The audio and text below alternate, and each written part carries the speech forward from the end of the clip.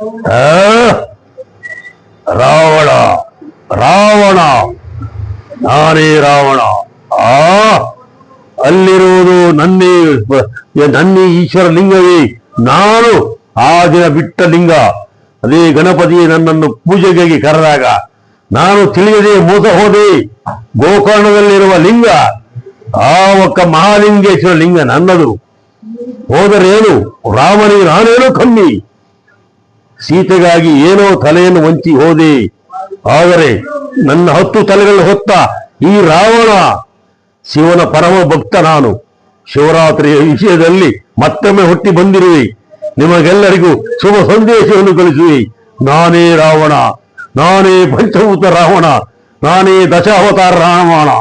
ನನಗಾರು ಸರಿಸಾಟಿ, ಯಾರಿಂದಲೂ ಆಗದು, ಮತ್ತೆ ಹುಟ್ಟಿ ಬರಲಾರದು.